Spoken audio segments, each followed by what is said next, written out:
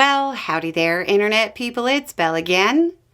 So today, we're going to talk about Elon and GOP senators facing reality.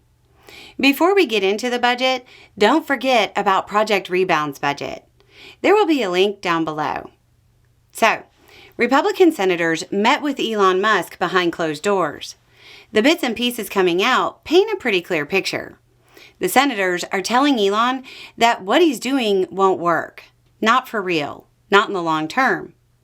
Just a basic civics lesson. Congress controls the purse strings, not the executive branch. For any of what Elon is doing to have any long-term effect, it has to be passed through Congress. What's going on now amounts to an executive order, except, of course, that executive orders have strong grounding in history and law. The withholding of congressionally approved funds in the way that it's happening right now doesn't. What's happening now is called impoundment, and there are limitations and lots of legal unknowns. I'm not a lawyer, but I've read through the laws governing this. What Elon is doing seems not in line with them.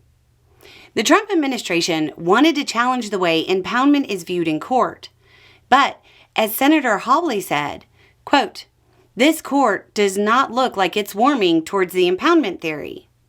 Senator Rand Paul backed up Hawley by saying, quote, "We had a ruling this morning from the Supreme Court that seems to be pushing towards that there needs to be rescission, that they're not going to be able to impound.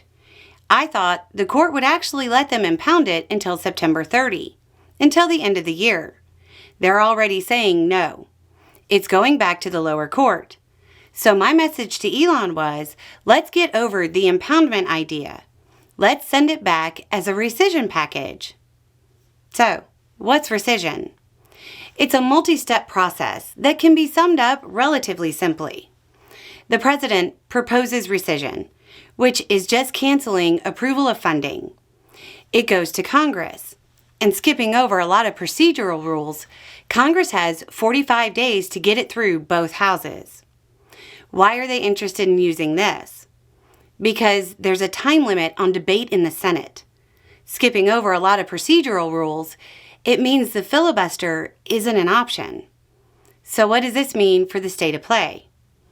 If they go this way, their cuts will be far more organized, which will get rid of the string of surprises hitting Republican members of Congress every time they scroll the news. That's a good thing for them, because the constant chaos is leaving the public uneasy. The flip side is that they have to vote on it, which puts them on record making controversial cuts. So what's happening? If they go this route, they'll probably make cuts that will stand up in court in a more organized fashion, but they won't be as deep. The statements coming out of the closed-door meeting say that specific numbers weren't discussed, but that they also say the goal would be $500 billion. For those keeping track, the goal is now 25% of what was originally promised. Also, they apparently plan on doing them $100 billion at a time. So, we're down to 5%. If you're familiar with how Capitol Hill moves, you know the idea of a series of 5 packages of spending cuts in less than a year is, well, unlikely. The Republican Party seems to have finally hit the intersection of campaign promises and reality.